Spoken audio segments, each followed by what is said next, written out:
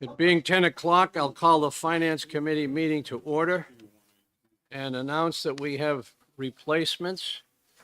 For Representative Leishman, we have Representative Hall. For Representative Ebel, we have Representative Luno, and for Representative Stringham, we have Representative Weber. Thank you to, welcome to Finance. First bill up is Senate Bill 63. I'll recognize Division Chair of Division 1, Representative McGuire. Thank you, Mr. Chairman. I will make a motion to retain Senate Bill 63. So may I speak to my motion? Yes. Okay. So this is a very straightforward bill that just sets the funding for the Division of Travel and Tourism. It's a number that's, to a number that's different than the one that's in the budget. I think it was Sweeney. So we thought that since we've already passed the budget, it already has a different number for this.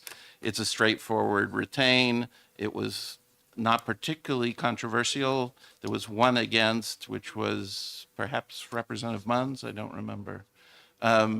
Anyways, so very straightforward. Thanks. Further discussion? Seeing none, are you ready for the question? Clerk will call a roll on the motion to retain Senate Bill 63.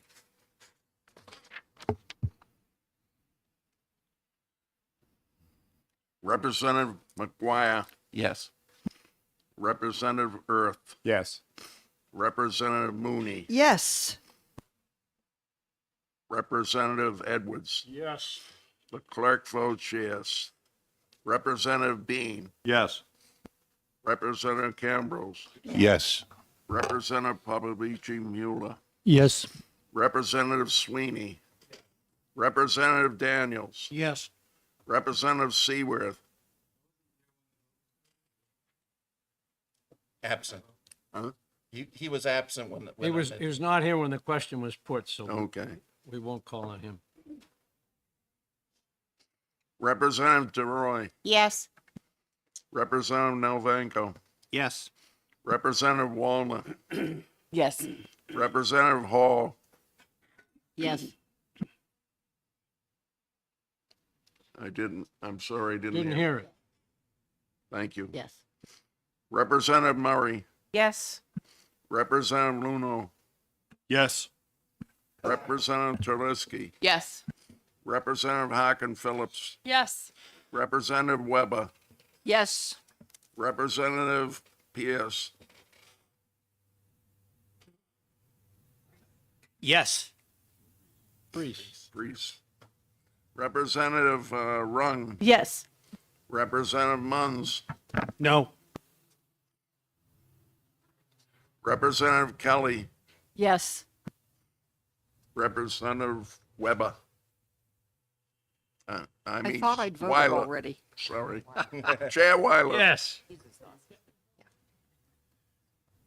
Okay, the vote is, looks like one absent and one no, so the vote is 23 to 1. 23-1, the motion passes to retain Senate Bill 63. Next bill, Representative McGuire. Thank you, Mr. Chairman. This is Senate Bill 74, relative to real property annual reporting requirements of state departments for permitting programs. And I'd like to move ought to pass with Amendment 2282. I'll second that motion. Okay. And do we have 2282 in front of us? We should, but I'm not so sure. I guess the LBA is all off at in the Senate. So we may be out of luck here. Yeah. I don't have it. Should we take a brief recess and I'll get it printed, or? Yes, if you have it. All right, we'll be recessed to get a copy of 2282.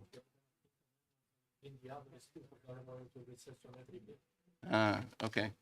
All right, I'll get that started. Janet, I think, just took it. All right. Okay, thank you. All right, we won't have the recess. The amendment is being passed out for So, 2282 amendment to Senate Bill 74. Right. So what this bill is about is it requires departments that issue permits. The primary ones are DES and DOT for construction and similar, driveways and similar things. And to report when those permits are not concluded after 90 days. And so the bill, as it came to us, requires the departments involved, and it's really any department, to report on how many permits they've got, how long they were in process, when a permit was greater than 90 days delayed, why was it delayed, and so on. And basically, we found two problems with the bill. One was the reporting of the delayed permits was every single permit would be listed, right? And so, that potentially could be a very, very, very voluminous document. And so what this amendment does is it requires only a summary of how many permits were delayed for 60 days, 120 days, 180 days or more, and also a summary of the reasons why they were delayed. Were they delayed because of technical reasons, of just backlog in the department, and so on? So it'll make a much shorter report. The other thing we changed was the bill originally had the first report coming out, I think, next year. And so we delayed it for a year to 2027 so that they didn't have to go back in the files and create the report from old data. They could sort of start collecting data as they go forward once the bill passes. And so basically this took out both of those departments said that they wouldn't need extra money with this amendment. So. Everyone have a copy of the amendment? Any objection to accepting it by a show of hands? All those in favor of adopting Amendment 2282, please raise your hand. Hands down. Opposed? Okay, the amendment is adopted. Next motion? So the motion ought to pass with amendment 2282. I don't know if there's any further discussion. Second that. And who was the second? Representative Campbell. Representative Campbell's, okay. Any further discussion on Senate Bill 74 FN? Seeing none. Get ready for the question. The clerk will call a roll on the motion of ought to pass as amended. Senate Bill 74 as amended by amendment number 2282. Representative McGuire, Yes. Representative Earth, Yes. Representative Mooney, Yes. Representative Edwards. Here, yes. The clerk votes yes. Representative Bean, Yes. Representative Cambrels, Yes. Representative Papavici Mueller, Yes. Representative Sweeney, Yes. Representative Daniels. Yes. Representative Seaworth, Yes. Representative DeRoy, Yes. Representative Nalvanko, Yes. Representative Waldner, Yes. Representative Hall, Yes. Representative Murray, Yes. Representative Luno, Yes. Representative Treliski, Yes. Representative Harkin Phillips, Yes. Representative Weber, Yes. Representative Priest, Yes. Representative Rung, Yes. Representative Munns,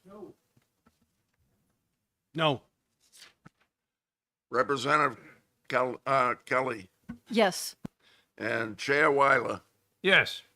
It is 24 to 1. Okay, 24-1, I guess it's not going to go on consent. Besides, there's money in it, as I recall. No, we took the money out. Took the money out. All Mr. right. Chair, Any objection to I consent? have no objection to consent. All right. How about the first bill, 63? That was just a retain, so it has no Just a report. retain, so Do what there's you no gotta do. report. Okay, consent. All right. Representative McGuire is recognized for the next bill. Thank you.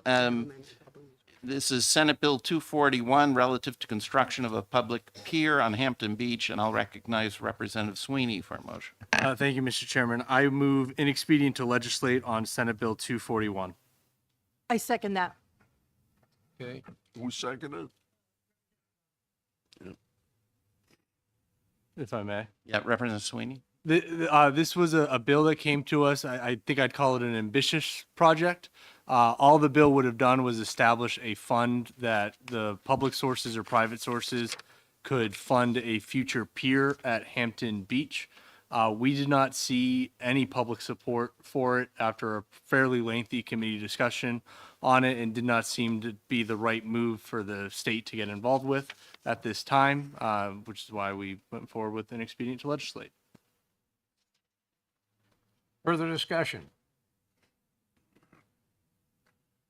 Seeing none, you ready for the question? The motion is inexpedient to legislate on Senate Bill 241 FNA. The clerk will call the roll on that motion.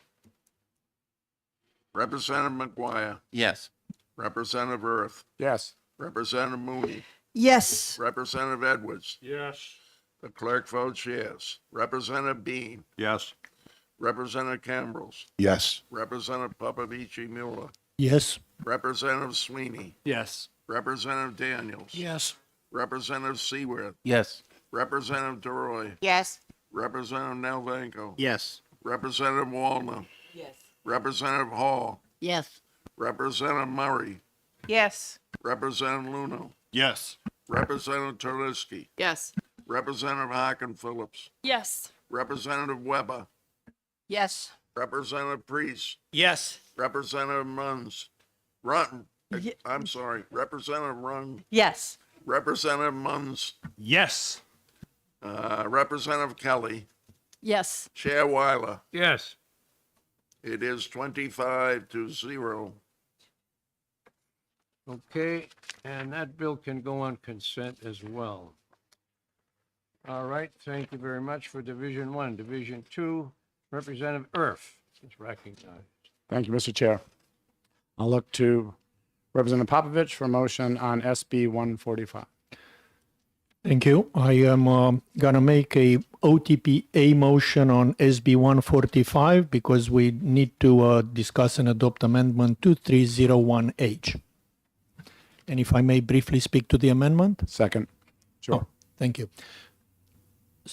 So Amendment 2301H, I'm sure this is exactly what Janet is printing. If you don't mind, I'd like to briefly speak to it so that when it comes in, you can, look at what was said. It's a very basic amendment. The Think so. bill's policy is critical. So nobody touched the policy in any way, shape, or form. And by the way, this was voted 7-0 in committee. The idea of the bill is to allow evidence around rape kits to be shipped to Concord to the testing lab rather than the current requirement, which is for it to be driven by a police officer in a cruiser and so on. Thank you. And the amendment is being distributed. So in the past, after reviewing the testimony on various, committees and bodies, it was dismaying to hear that it took months sometimes for these kids to be taken off to Concord. And the general complaint was that it was a difficult drive and they didn't have police officers available and it took a long time to find somebody available. And obviously, the bill is fixing that by requiring that the evidence should arrive to the testing lab within 7 business days, and to make it easier for the police departments, it offers them the ability to use a common carrier with policies to be developed, with the proper rules to be developed by the Department of Safety. The change that was made in the amendment was that even though the bill should already result in significant savings to the police departments because there is a large amount of stress caused on them by this, they were trying to establish a reimbursement program for the shipping costs. And that would have resulted in overhead in the Department of Safety, and also seems to be completely unnecessary because, again, you are already making it cheaper and easier for the police departments to achieve their job. So we all agreed in committee that removing the language around the reimbursement program and any new appropriation for this made the bill a better bill, and I would appreciate everybody's support on that. So basically, the amendment does what? Take The that amendment removes a reference to a reimbursement program, and it removes a paragraph that was creating an open-ended warrant appropriation. money? Good idea. Okay. Does everyone now have a copy of amendment number 2301H? No, I don't have a copy yet. Who does, down there, Representative Nalavenko doesn't have a copy yet. I'll be happy to share mine. I got it. Got it. Got it. Okay. All right, everyone now has a copy of Amendment 2301. All right, is there any further discussion on the bill, Senate Bill 145 FN? Can we adopt the amendment by a show of hands? Any objection? All in favor, raise your hand. Hands down. Any opposed? Seeing none, the amendment is adopted by a majority of the committee. I believe it's unanimous. We'll recognize Representative Popovici for further amendment, a further vote, further.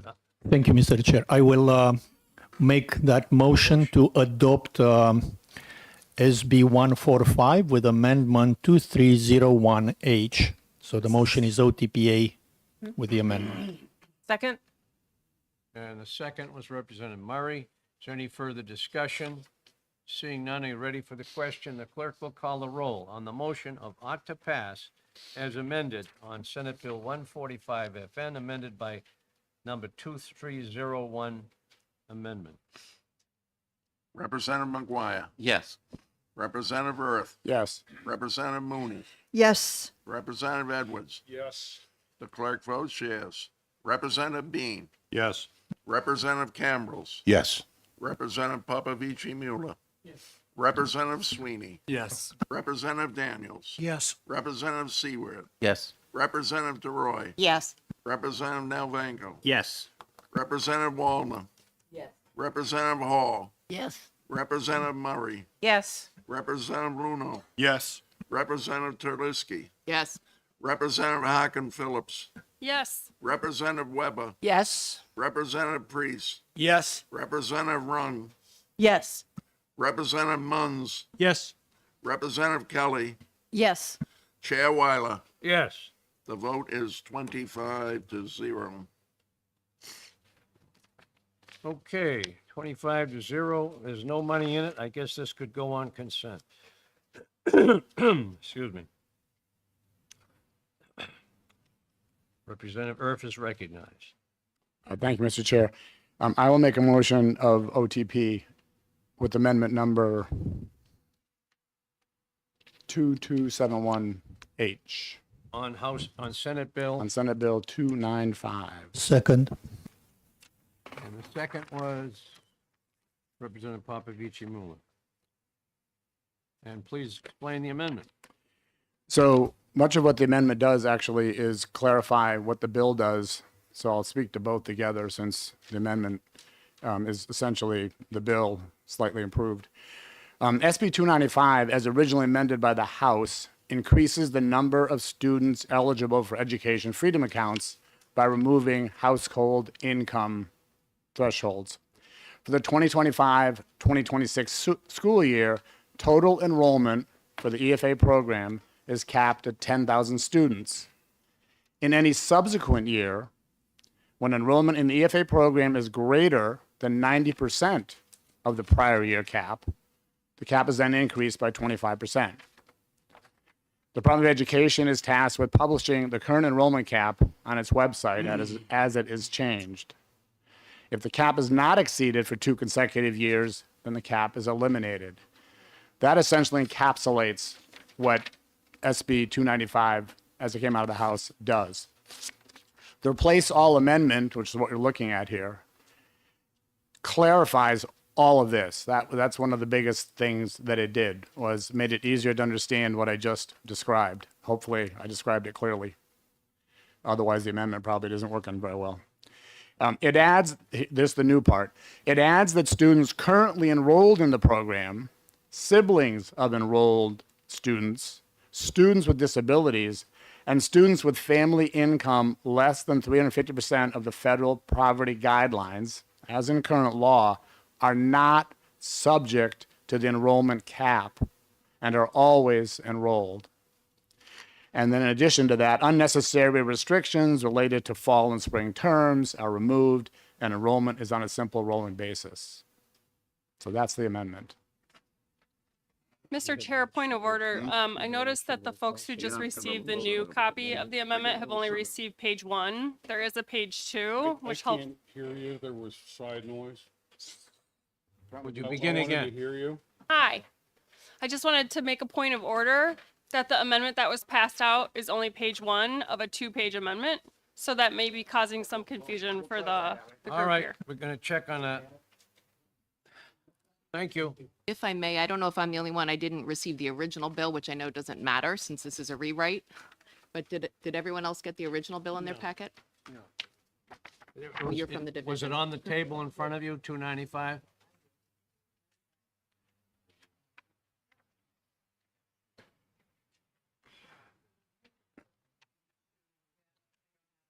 All right, here comes the second page.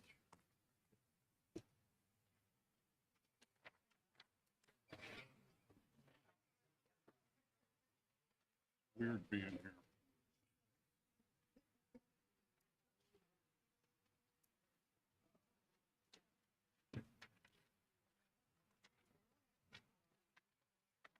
All right, it's on the back of the second page is on the back.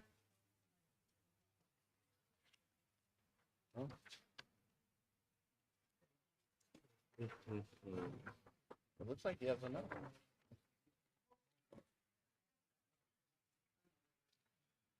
one.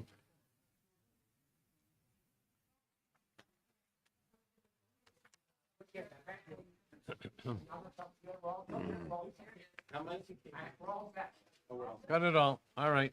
Everyone should have a copy of Amendment 2271, both front and back. All right. And there's more on the table there. Further discussion on the amendment? All right, seeing none, the clerk will call the roll on adopting amendment. Mr. Chair. I'm sorry, excuse me. Should I speak to this now or speak to the entire bill? Because I will speak against the amendment. Your choice. I can speak to it now then. Just a few points. We've heard continuously and constantly and consistently and daily people who are opposed to expanding the voucher program, and not just expanding the program, but they're opposed to the program itself. I think we also should take into consideration the precarious financial situation that we have in New Hampshire, where nearly every program, every agency is being dealt significant cuts, and this is the one program that's being expanded. It's also my understanding that finance has not passed bills that increase spending after crossover, and this would appear to be breaking precedent that way. And finally, I consider or see this so-called cap to be more of a diversion than anything else, because it doesn't cap anything. As soon as the cap is reached, the cap is increased. The cap is reached again, the cap is increased again. So there is no cap on this. It seems to me that this is somewhat an attempt necessarily, I probably shouldn't use that word, of diverting the attention away from the fact that our constituents do not support expanding the program, and they do not support the program at all. And so I will have to vote no on this, because I will support the majority of our constituents who do not support the voucher program. Thank you. Further discussion? Representative Edwards. The representative makes reference to the fact that constituents don't support this. I'm just curious if she has a unanimous poll or some result to indicate that that's a factual observation? I think I know people who support this, and they're my constituents. I'm sure that you do, but keeping track of the numbers of emails that I have received on this, I am not exaggerating to say that we are approaching 4,000 emails that have strongly expressed opposition to the entire program, in addition to all the constituents of the 19 communities that expressed displeasure and opposition to the program. I've received only about over 300 in support. Yeah, I believe your observation. I just don't think you made a factual statement. It's factual in my world. Further discussion? Representative Popovici-Miller. Thank you, Mr. Chair. I will be very brief, and I just want to address the comment just made that there is no cap. If anybody actually wants to read the text of the bill, there is a cap. All that does happen is that the cap is used as a way to manage the growth of the program, to address the complaints and concerns brought by our colleagues from the other side of the aisle that, oh my God, we could spend hundreds and hundreds of millions of dollars a year. The cap basically exists as a cap, and it will regulate the growth of the program, ensuring those doomsday scenarios that were supposed to happen cannot possibly happen. So I see nothing wrong with a cap, and I see nothing wrong with saying once we get close to the cap and one more year has passed, we'll take another step forward and keep rolling the cap until this is truly a universal program with no cap. So I appreciate the concerns, but I do not think that they are justified, by the text of the bill. Further? Representative Luno. Thank you very much, Mr. Chair. Further to Representative Murray's observation and comments among the 19 cities and towns that passed resolutions back in March opposing any expansion of this program, a number of those towns did pass the resolution on a voice vote, which I believe is generally considered to be a unanimous vote. But in the very, very deep red town of Ware, New Hampshire, it was a tallied vote, and the opposition was 1,232 to 567. So 1,232 residents of Ware at their town meeting opposed the expansion of this voucher program, and I think that's very significant in where that comes from, and potentially reflecting on what communities across the state feel. Representative Thank you, Mr. Chair. Walorski. Thank you, Mr. Chairman. I want to go back to what was stated, which is the fact that we're passing a bill with significant spending after crossover. Everyone in this room, about a month and a half ago, spent weeks digging into the budget and making really hard choices. None of us were happy about it. What we did was we made it harder for people to access healthcare by raising costs. There was no new money for housing. There was no attempt to solve the childcare crisis that currently exists. We made getting healthcare more expensive and more difficult. And we know that we didn't lower costs for Granite Staters or try to help people. And yet here we have this bill. And what it's going to do is, after crossover, after this body has passed a budget, say, you know what, we want to spend more money. We want to spend more money and give it to people who make more money than these other people over here that we just passed the bill down onto. And it's really disappointing. I think as a committee, we need to look at the spreadsheet, we need to look at the numbers, and we need to know that of all years, this is not the year that we need to spend like this. We need to make sure that we tighten our belts like the way we're telling every department in this state they have to do. And this is irresponsible if this bill passes out of this committee. Thank you. Mr. Chair. Representative Popovici Miller. Thank you, Mr. Chair. Again, briefly, I think my colleague may not remember that we already passed a universal EFA bill, so passing this bill that actually has a cap in it is not new spending after the crossover. It's, a bill that achieves the same way in a more fiscally controlled way because it has a cap. The House position at this time is that in the second year, we should have no cap whatsoever. I don't really understand why we consider this something improper when all this bill is trying to do is to allay the concerns expressed by the same people who opposed the previous bill by reducing spending overall. If I may. Thank you. Reply.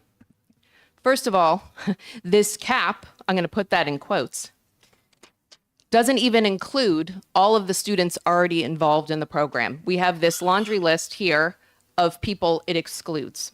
Okay? So to call it a cap that conveys to people that we're going to put a limit on the program as it exists now, that is just not true. It's a massive expansion. And if you use back of the napkin math using the chairman of education funding, his committee report on this bill, what we're looking at is about $16.8 million more than what is in House Bill 2. So I'm sorry, but this is more spending. It's an artificial cap. To say that these guardrails are what the people on the other side of the aisle have asked for is just incorrect. And I would beg to differ that we are not spending more money than what was approved in House Bill 2. Thank you. Representative Erf. Thank you, Mr. Chair. The cap does include all the current students. And in fact, if you look on page 2, line 16, IB, the scholarship organization shall prioritize current EFA students for renewal in the subsequent year by reserving space for them under that subsequent year's enrollment cap before enrolling new EFA students in the subsequent year. So I believe the current number of EFA students is around 5,300 in that range. So those students are included as part of the cap. This is total student enrollment. And in fact, if you go back up to page 1, the enrollment cap is defined there on line 22 of page 1. It means the total number of students that may be enrolled in the EFA program in any given school year before further enrollment is closed to all students meeting priority guidelines, closed to all students but students meeting priority guidelines as indicated before, for whom enrollment is always open. So it is a real cap, and it doesn't increase unless the cap exceeds, and this is also in there, down on, again, back onto page 2, line 11, 1A, explains how the cap gets increased. It isn't simply just increased automatically by 25%. It's only increased if in the prior year, the number of students enrolled exceeds 90% of the current cap of that for that year. So yes, it does grow. That's the intent, but the intent is to control the growth, as my friend from Wyndham pointed out, because that is one of the I realize there were many complaints, but one of the big complaints was that it could potentially blow out spending, and we might be spending $100 million next year on the EFA program. Thank you, Mr. Chair. Representative Hacken Phillips. Thank you, Mr. Chair. I appreciate the chairman of Division 2's explanation. It does help clarify, the intent of the bill. I think just digging in a little deeper, we have to reflect the true understanding that this bill, as amended, will advance the open universal enrollment for income levels by a year.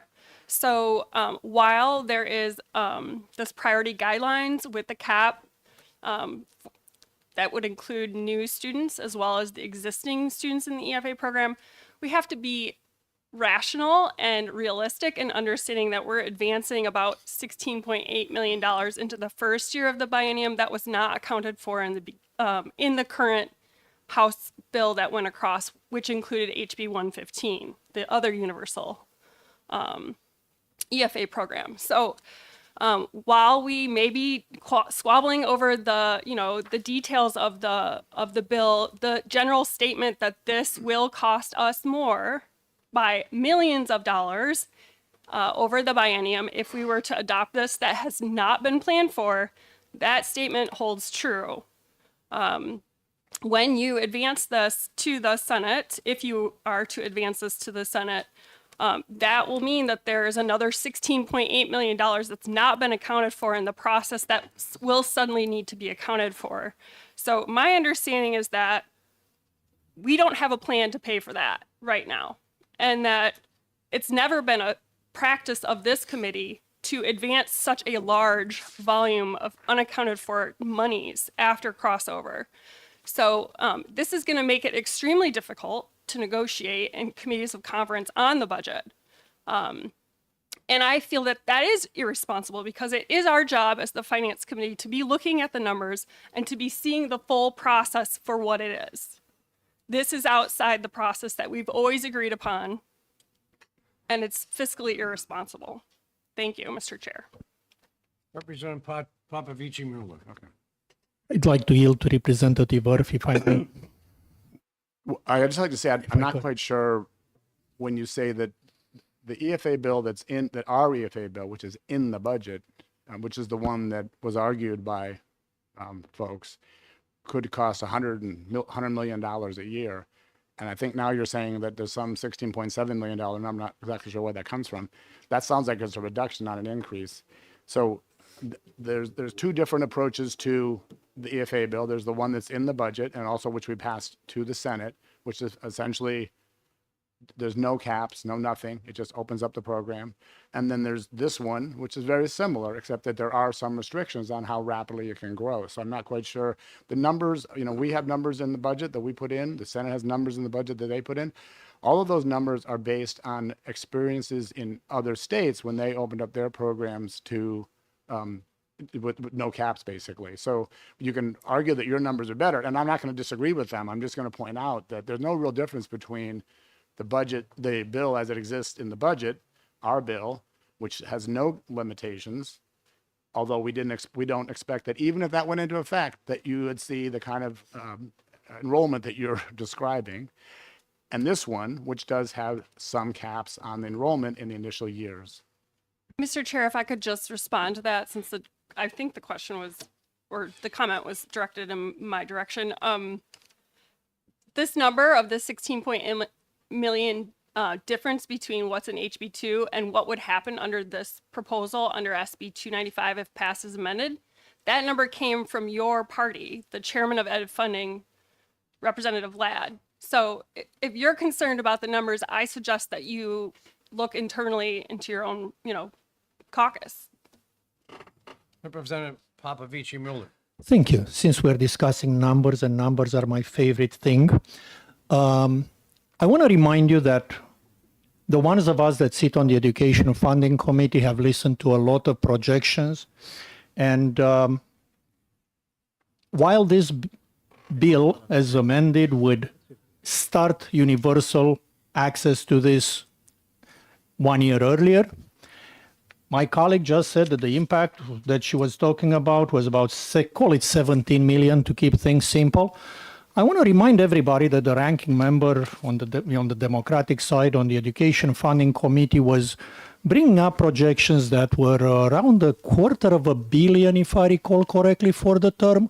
So I'm really not quite clear how consistent the other side of the aisle's internal numbers are, because now we are saying that 16 million a year is a big increase and oh my God, and then we were saying that 250 was what's going to happen. Clearly, if the 250 number was correct, which at the time it was presented as a reasonable projection, then us only increasing by, say, 16 a year is a massive amount of savings that should be approved. Now, one more thing. I know that we're just talking about the amendment now. I understand that the bill, that the EFAs are not something that, the other side of the aisle will support. And I respect that. But when you actually look at the amendment to the bill, I think the amendment is something that you probably should support because it does make what you consider a terrible bill less terrible from your point of view. This being said, I will never presume to guess how people may vote on this. I just wanted to bring the numbers up, and I'm looking forward to the clarifications. Thank you. Mr. Chair, I'd be happy to provide a clarification since my name was invoked here. You're recognized. Thank you very much, Mr. Chair. So I am, in fact, the ranking Democrat on the Education Funding Committee, and I do want to talk a little bit about the numbers, since this is the Finance Committee, and we really should be talking numbers. So currently, there's about, I think it was mentioned around this table, that there's about 5,300 students in the EFA program right now, and I see the administrator is here. I think I'm close to that. And the cost to the state of New Hampshire for these students is somewhere around $30 million a year right now. So expanding this program from 5,300 students to about 10,000 students, as this bill would impose that cap, would roughly be about another $30 million. And that would be, so a total of $60 million for the EFA program in the first budget year, the 25-26 budget. In subsequent years, and this goes right to page 2 of the amendment, in section 5, in subsequent years, if 90% of the cap is reached, the cap would increase by 25% in each subsequent year. So 25% of $60 million is $15 million. So you'd be expecting at least a $15 million increase in this program in year 2 of the budget. Now, how do we get here? How do we get here? Do we really have enough kids? We've got 160,000 kids that attend New Hampshire's public schools. We've got 15,000 kids in private schools. We've got 4,000 kids approximately in homeschool, home education environments. And according to the New Hampshire Fiscal Policy Institute, we have another 20,000 kids between the ages of 6 and 18 that are not currently in public, private, or homeschool environments. So that total comes to the total of private, home, and not in private or homeschool environments is 40,000 students. So even if we don't draw a single student from New Hampshire's public schools, and the data shows that very clearly, they're not dropping out of public schools to take the voucher, that there's 40,000 students in the state. I'm sorry, let me say it another way. 40,000 people in the state between the ages of 6 and 18 that would otherwise be qualified for a voucher that could be around $6,000, $4,300 base plus another $2,000 special education grant, and that comes to $240 million. So that's how you do that math. And that's clearly a hard limit there. I mean, that's with every student who's eligible availing themselves of the voucher. So I think the question here is, do we think people aren't going to be availing themselves of the voucher? Will it ever grow to $240 million? Will it grow in $15 million increments if this policy becomes law, grow in $15 million increments every year? That's what we're staring at with this program here. Thank you. Representative Murray and then Representative Popovici Miller. I'd like to sort of cut to the chase a little bit. I just bought a blouse for $50, which retails for $900. That does not mean I saved $850. It means I spent $50. And whether it's $100 million or $230 million or $17 million, we don't have that money now. We do not have that money. Representative Tulerski just listed all the places that are getting cuts. And instead of putting money back to where some people who really need it, we are subsidizing people who are going to private school in the face of people who really do not like this program at all and do not want it expanded. So you can talk all you want about this much money or that much money. The bottom line is we don't have those funds to do this. Thank you. Representative Popovici Miller. Thank you, Mr. Chair. I'm really grateful to my colleague for explaining his reasoning. I did get to listen to it in Ed Funding, and it's always good to get a refresher. And it's also good to make sure that everybody in this room understands that the way numbers are provided are that the tendency is to just look for the maximum possible impact if all the stars line up right and every grains in the sand, sand in the universe are counted. Fact is that if you do an actuarial study on any topic, you're looking at probabilities, you're predicting behaviors of population in large numbers. You don't just count all the people on Earth and say, this is the number of people that will jump into the program. But the real benefit of hearing these numbers right now is that my distinguished colleague reminded you how many thousands of kids in this state are not properly served by the current public education system solutions we have. And while we are spending $4 billion on public education,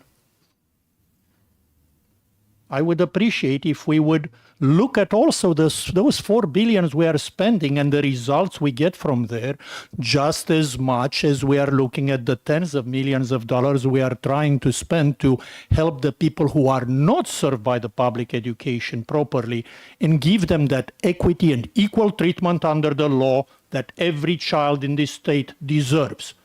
We are locking people out of the system. We are telling them you have one choice and it doesn't matter how much it doesn't work for you. That's your choice and you'll like it.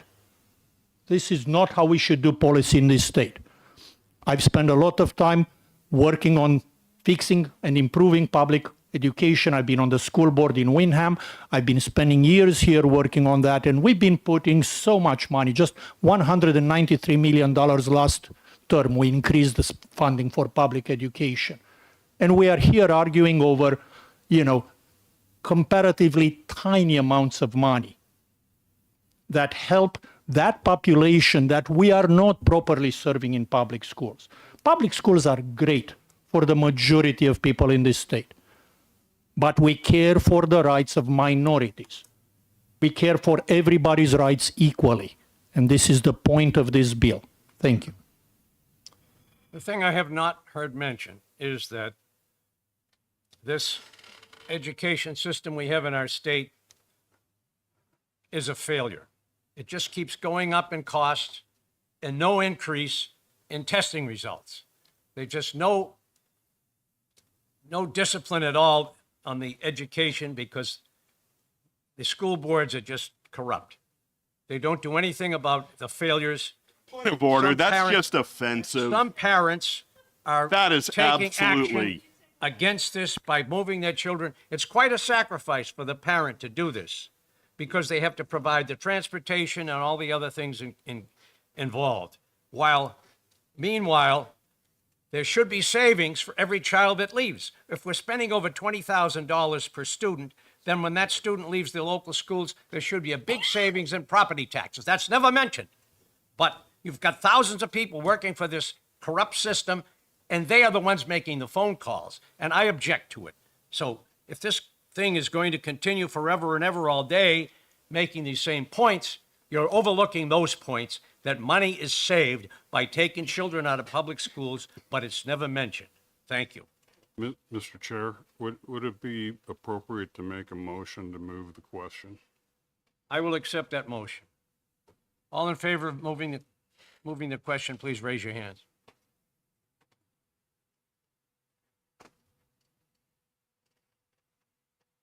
$14. Opposed?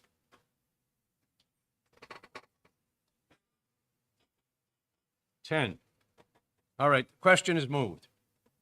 Clerk will call the roll on adopting Amendment 2271 to Senate Bill 295. Representative McGuire, Yes. Representative Earth, Yes. Representative Mooney, Yes. Representative Edwards, Yes. Clerk votes yes. Representative Bean, Yes. Representative Cambrels, Yes. Representative Popovici Mueller, Yes. Representative Sweeney, Yes. Representative Daniels, Yes. Representative Seaworth, Yes. Representative DeRoy, Yes. Representative Nalvanko, Yes. Representative Walner, No. Representative Hall, No. Representative Murray, No. Representative Luno, No. Representative Tulisky, No. Representative Harkin Phillips, No. Representative Weber, No. Representative Priest, No. Representative Rung, No. Representative Munns, No. Representative Kelly, No. Chair Weiler. Yes. The vote is 14 to 10. The amendment is adopted. Is there any further discussion? The vote on is, Mr. Chairman, the vote is not 14-10. There's 25 of us. what- Yes, 14 to 11. Uh,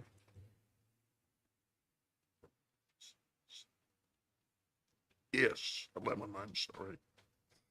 Okay, correction, amendment is 14 to 11.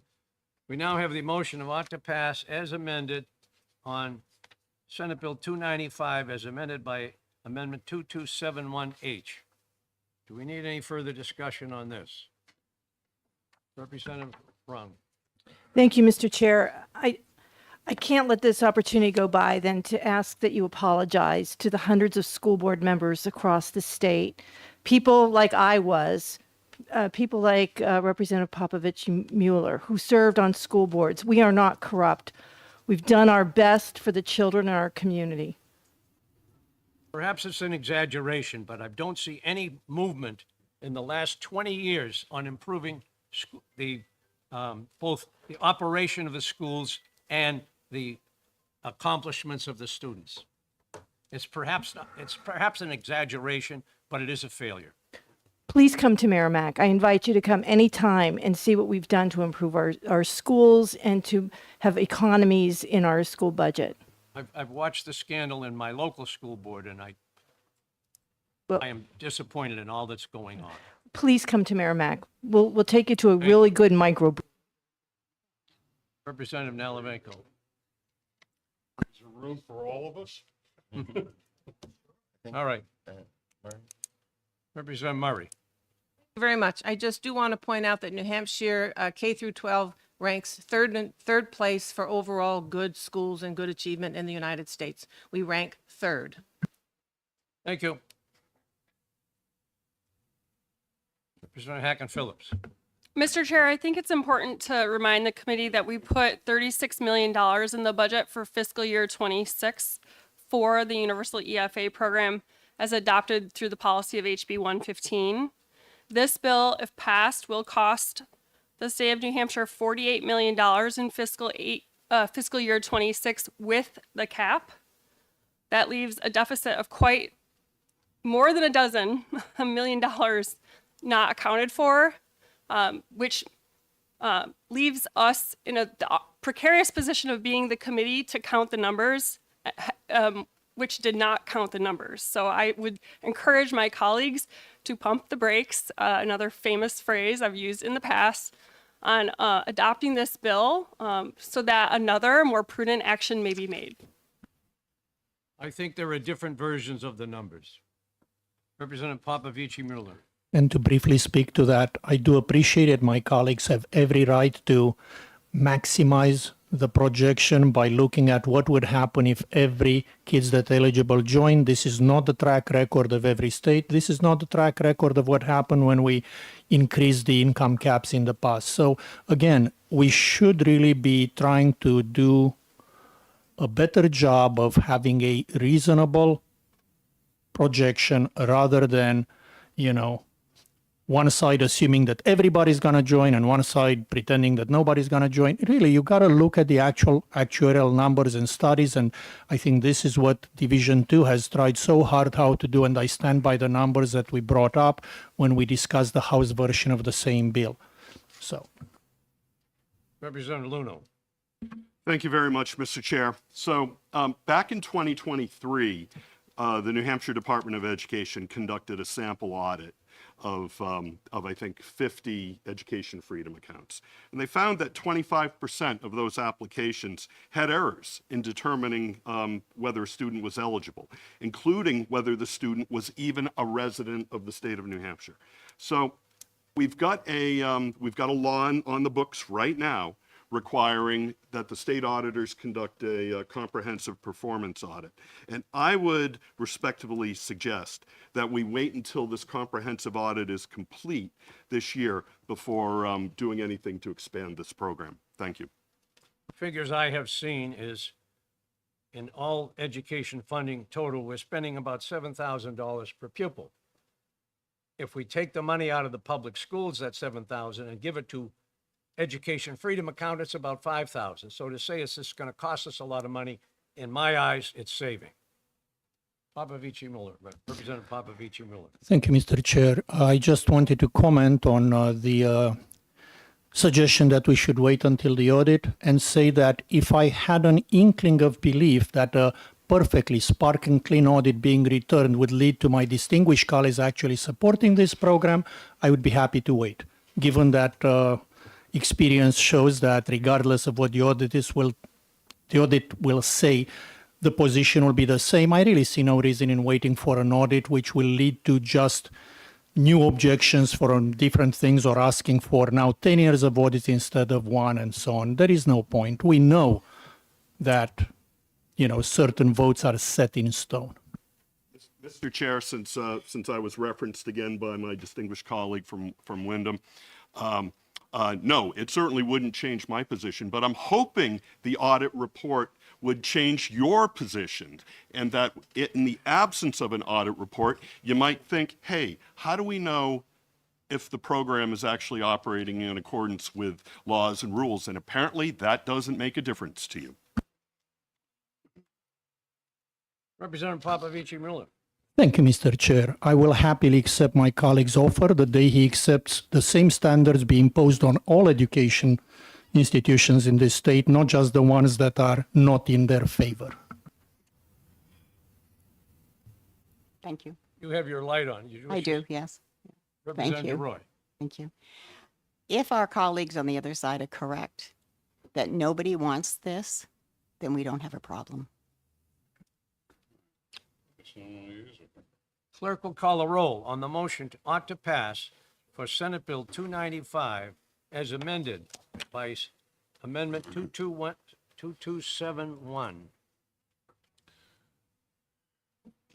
Representative McGuire, Yes. Representative Earth, Yes. Representative Mooney, Yes. Representative Edwards. Yes. The clerk votes yes. Representative Bean, Yes. Representative Cambrils, Yes. Representative Papavici Mueller, Yes. Representative Sweeney, Yes. Representative Daniels. Yes. Representative Seaworth, Yes. Representative DeRoy, Yes. Representative Nelvankum, Yes. Representative Wallner, No. Representative Hall, No. Representative Murray, No. Representative Luno, No. Representative Terlisky, No. Representative Harkin Phillips, No. Representative Weber, No. Representative Priest, No. Representative Rung, No. Representative Munns, No. Representative Kelly, No. Chair Weiler. Yes. The vote is 14 to 11. All right, the motion passes, goes to the regular calendar. Who's writing the minority report? Representative We'll be Murray? writing the minority report. ITLA. Representative Murray. You bet. Okay. We now move to Division 3, and I recognize Representative Edwards. Welcome back. Thank you. It's good to be back. I would like to make a motion on Senate Bill 118-FN. This came out of Division 3 with a 6-3 ought to pass recommendation, and I'm going to turn this over to Representative Seaworth, who I understand is prepared to speak to the bill. Sorry, Mr. Representative Chairman, Seaworth. excuse me, I don't have a copy. It's You don't have It's your 118 in division, front of so. you? Oh, yeah, okay. Right. Did you find it? It should be on the table. It's And 7 pages. maybe it would be appropriate for me to make that motion Yes, so I can then write it up. yes. That's okay with you? Sure. All right. It's been a while. I don't know how this works anymore. Thank you very much. So I'm not going to read the title of this bill because it's very lengthy. And in fact, if you go to your copy of the full bill, it's even longer. Instead, I will ask for your support in my ought to pass motion with a simple answer, maybe a medium answer, and defer the longest answer in case there's some discussion. So the simple answer is that Senate Bill 118 is a bill that passed the House on consent. We're asking it came here to look at the financial issues, and the budget impact is minimal. And so with an OTP, we're asking the Finance Committee just recommend that the bill be forwarded on its policy. For the slightly longer answer, why this is complicated is that this bill is made up of kind of 4 different subjects. And the answer, when you try to look at the fiscal note, the dollar amounts, and the budget impact, is a little different for each element. In some cases, there is no fiscal impact, or the budget impact is very small. In other cases, the numbers are larger, but it represents money that we've already committed to. So this isn't really a commitment to new spending. It's moving the money to pay for that spending that we've previously committed to. So for those reasons, I think this is a fairly simple bill from the Finance Committee standpoint, that we reaffirm the policy decision and recommend ought to pass. I know there's going to be some debate on the details, so I'll save anything else for later if needed. Thank you.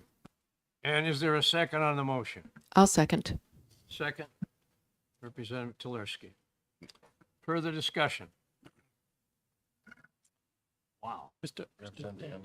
Representative Daniels. Mr. Chairman, thank you. Senate Bill 118, as introduced, increases the Medicaid personal needs allowance in New Hampshire. In New Hampshire, Medicaid recipients must spend down to $2,500. Now, Medicaid currently allows an individual in a long-term care facility to keep $30 each month as a personal needs allowance. This personal needs allowance is intended to cover personal expenses of a nursing home resident that are not covered by Medicaid. This may include, but not be limited to, things like haircuts, vitamins, clothing, magazines, and vending machine snacks. This $30 was set in 1988 when it was increased from $25. To my knowledge, there is no prohibition of any family member or friend from bringing in personal items to give to a resident of the nursing home. Now, each state, though, can allow for a higher personal needs allowance up to a maximum of $200 a month. New Hampshire currently allows a personal needs allowance of $74. That was last set in September 2020, when it was raised from $70 to $74. It's set in July to go up to $90 a month. And that's because every 5 years, current statute requires the commissioner to make cost of living adjustments. And that's what that adjustment will be in July, is raising it to $90. Now, Senate Bill 118 changes that 5-year adjustment period to an annual adjustment period. This compounds the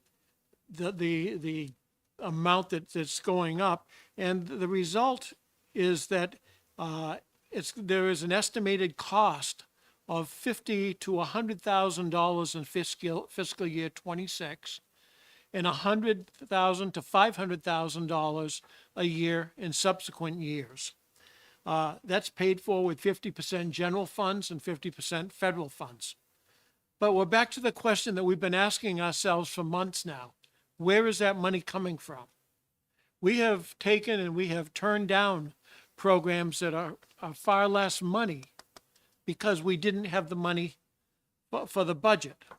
In addition, and particularly if you find this cost of living adjustment period proposed by Senate Bill 118 acceptable, it should be troublesome that the House Health and Human Services Committee has amended the bill to include the pro-marijuana language of House Bill 53. While numerous pro-marijuana bills have passed the House this session, not one of them has passed the Senate. Every one of them have been rejected. In fact, the Senate has killed 8 so far this year. So it would therefore be perfectly logical to assume that if there's anything that you like about Senate Bill 118, the risk of losing it all because of this latest amendment is extremely high. And for those reasons, I will be opposing Senate Bill 118. Thank you, Mr. Chairman. Thank you. Representative Seaworth.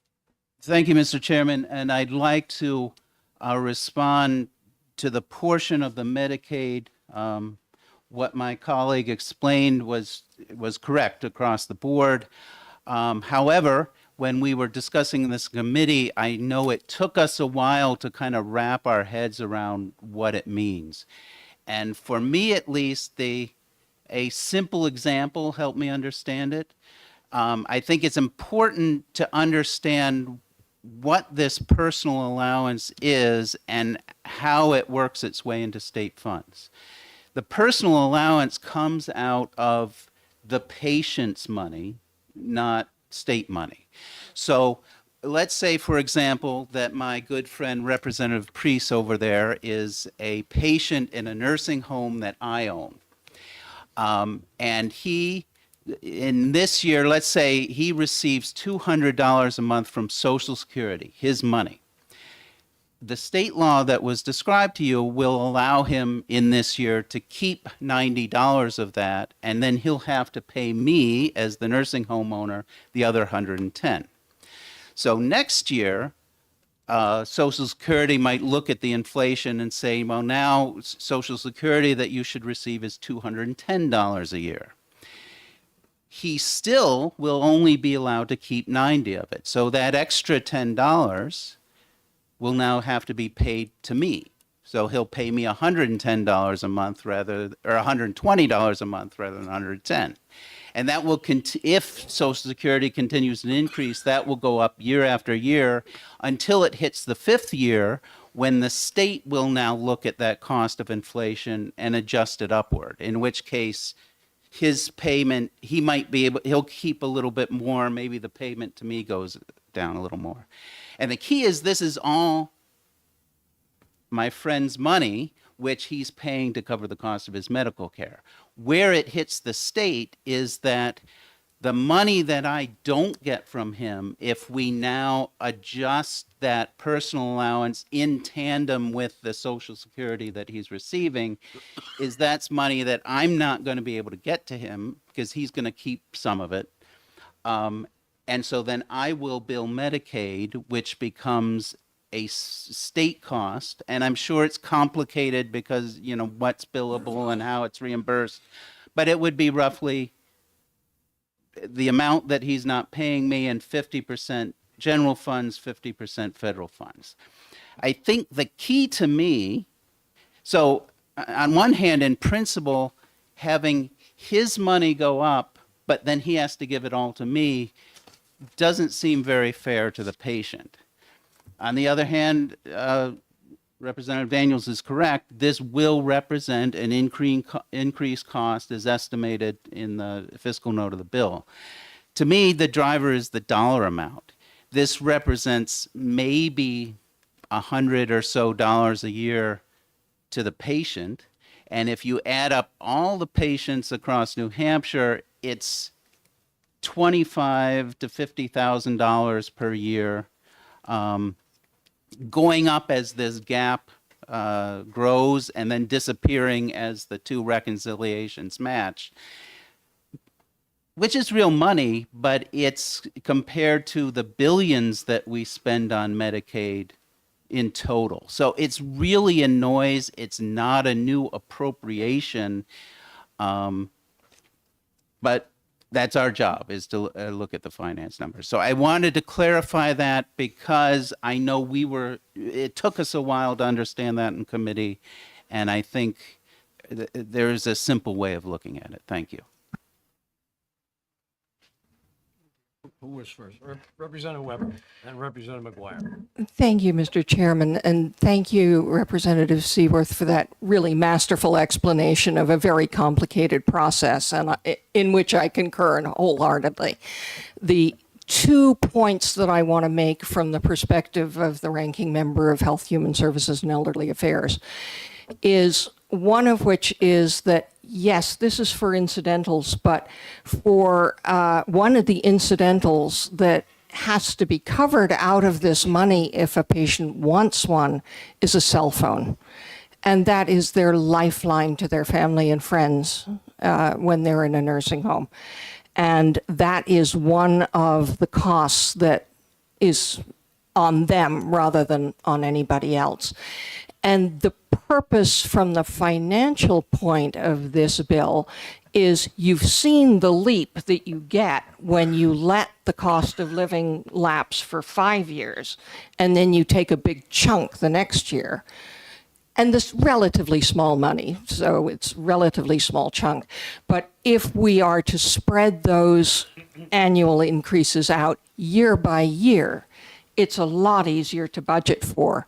And of course, if something goes in the other direction, there's no increase at all. So I think it's a very sensible and very helpful to the people for whom it is intended. And as pointed out, it was originally their money. So thank you.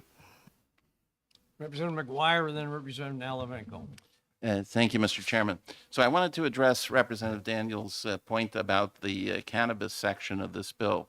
So what the Health and Human Services Committee did was they attached House Bill 53 to the bill. And my understanding is that House Bill 53 allows home grow of medical marijuana. So it's medical use cannabis.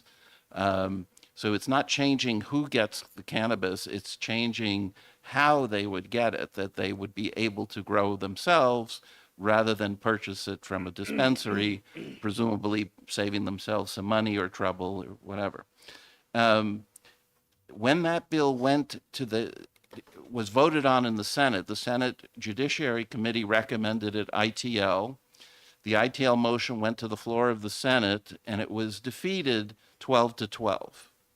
So, they had a tie vote and then they tabled the House Bill 53. So the Senate is close on this particular issue.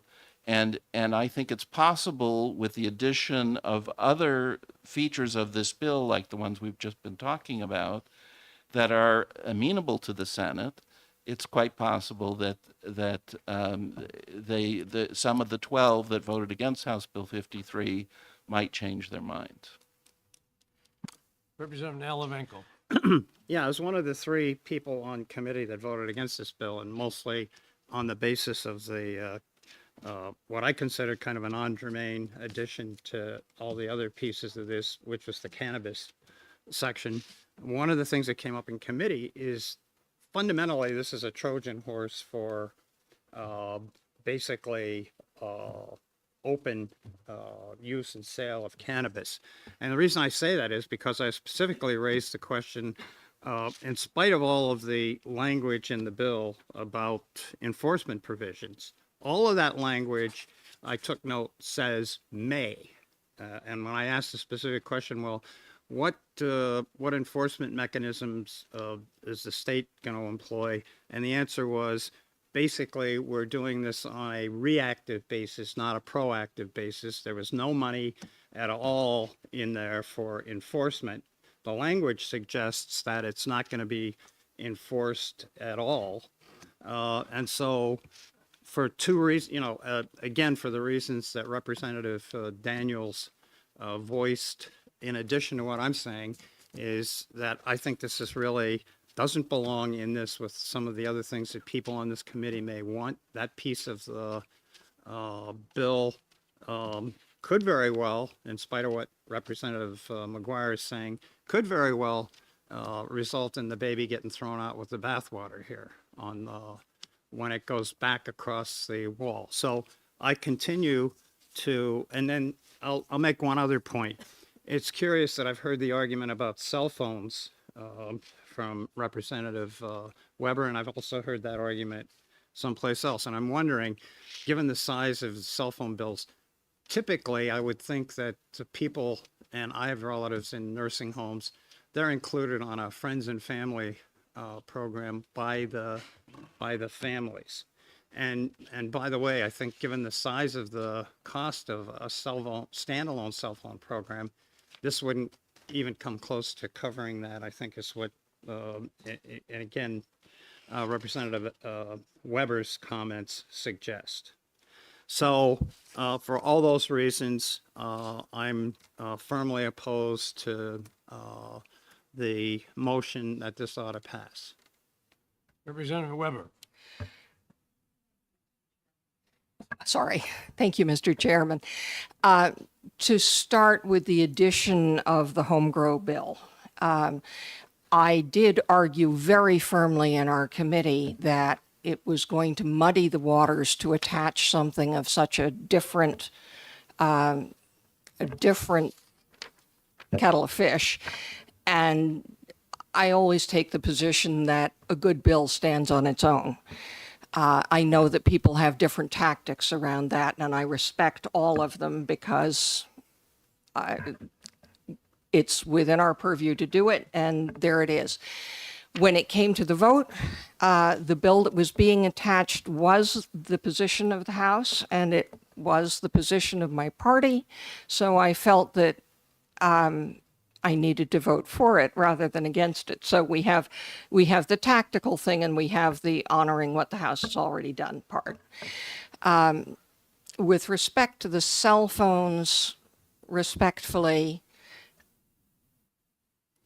some people have families. Some people have dear friends who are dear friends they'd like to communicate with, but are not on a friends and family program. We did not inquire into that, and for the relative amount of comfort that this bill brings, whether it's food, stationery, toiletries, grooming products, that's a matter for the individual to decide what is up to them. It's not for us to criticize their choices. Representative Edwards and Representative Tulersky. Yeah, thank you, Mr. Chair. I think this is really pretty simple for this committee. We're basically debating the one part of this that has strong House support, and I'm just going to vote to support the House position and like us to finish up this vote. Representative Tulersky. Thank you. I'll be very quick. I just wanted to thank Representative Seaworth for detailing where this money comes from, and that this is the money of people who worked hard, who paid Social Security, who paid into a pension, and have now find themselves that they're aging in a nursing home, some with families, some without. But this is about dignity and giving them the opportunity to make choices with their money that they worked hard for to care for themselves, and to simply have a little bit of control over a life that has now been taken out of their control as they are in a nursing home. So I thank you, and I encourage you to support the bill. Representative Gambrels. Thank you, Mr. Chair. It's a shame that this good bill had to be ruined by the non-germane bill. For that reason, I'll be voting against it. Further discussion? Seeing none, the clerk will call the roll on the motion of ought to pass as amended on Senate Bill 118. FN. Representative McGuire. Yes. Representative Earth. Yes. Representative Mooney. No. Representative Edwards. Yes. The clerk votes no. Representative Bean. No. Representative Cambrels. No. Representative Popovici Mueller. Yes. Representative Sweeney. Yes. Representative Daniels. No. Representative Seaworth. Yes. Representative DeRoy. No. I'm sorry. No, thank you. Representative Nalvenko. No. Representative Wallner. Yes. Representative Hall. Yes. Representative Murray. Yes. Representative Luno. Yes. Representative Terlisky. Yes. Representative Harkin Phillips. Yes. Representative Weber. Yes. Representative Priest, Yes. Representative Rung, Yes. Representative Munns, Yes. Representative Kelly, Yes. Chair Weiler. Yes. The vote is 18 to 12, I see. Is that right? no, it's Seven. 7. Oh, 18 to 7. It's 18 to 7. Vote being 18 to 7, the motion passes, and there will be a minority report from Representative Daniels. So I'll be looking for all the reports to, hopefully, before the end of today. I've already seen a couple of them. So does everyone know who's writing the reports? I think we see the names on the thing before us. Those are the ones I expect them from. I don't know all the minority reports. So far I have two, Murray and Daniels in the Okay, so we're all set minority. on that.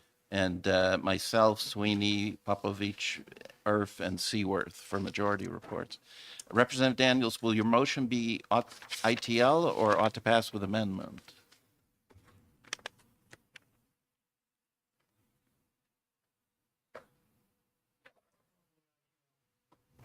Okay. Okay, is there anything further to come before us? Can I, I was just going to email to you and to Janet. Is that sufficient? That'll work. Don't wait too long. Good, appreciate it. Anything else? All right. Representative Munns. Do you expect that we'll be meeting again before the end of June?